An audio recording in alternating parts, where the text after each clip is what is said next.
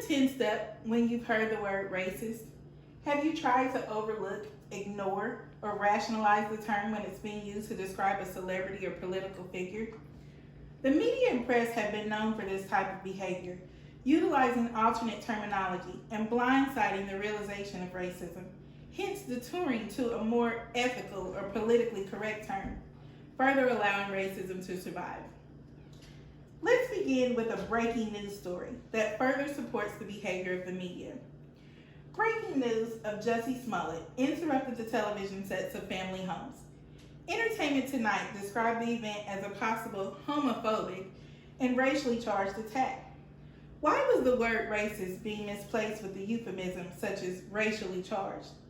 There is no real definition for racially charged, therefore a true statement wasn't really given.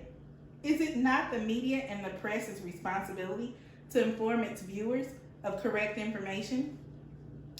Sarah Glover, NABJ president and NBC TV social media editor, states, previous years of soft pedaling around the word racist in news reporting are reflective of how we as a country have soft pedaled around having an honest dialogue about the impact of racism, not only in America, but in American newsrooms.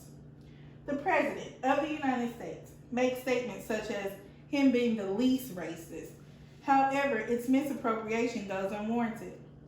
If writers don't agree on concrete language to discuss racism, then the reader and the viewer risk not understanding it, yet masking the reality of this country. Speech-Rae, an American journalist, states, white writers who shy away from calling racist behavior racist are helping racism survive. Now, let's talk about what we can do to make a change towards racism.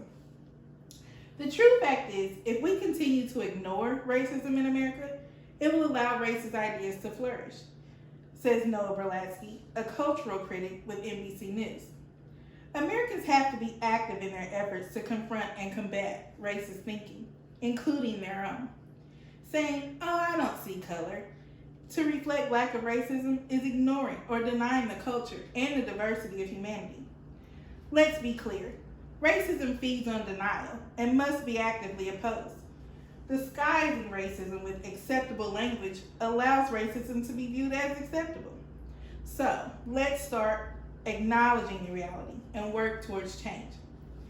The Associated Press did announce a guideline in 2019 encouraging news reporters to call out racism and to not use euphemisms for racist behavior. However, this responsibility cannot just rely on the reporter, but us, the viewers, and the commentators. We need to determine and understand what it is and isn't racist. We need to discuss racism in our homes, with our children. We need to realize and understand racism is alive, very much so, and that it will not stop until we change it. Now, let's visualize what life would be like if there's no racism in the world. If we could start discussing racism and calling it out as we see it, we can begin to build a better future for our children, our children's children, and so on. The responsibility is not only of the press and the media to acknowledge racism, but for the viewers as well.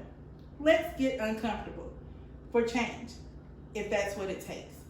Many before us have tried to end racism, and even though we've come a long way, the fight has yet to be won. So, talk about how you personally feel about racism. Talk about how it has affected someone close to you. Talk about how it can and will affect you or your children or someone you love if it doesn't change.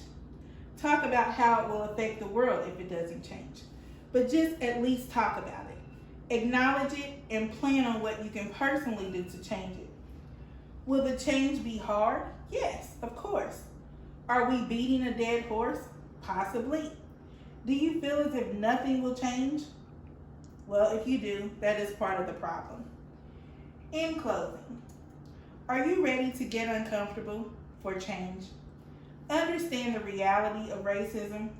Take action to not be blindsided by the media and the press.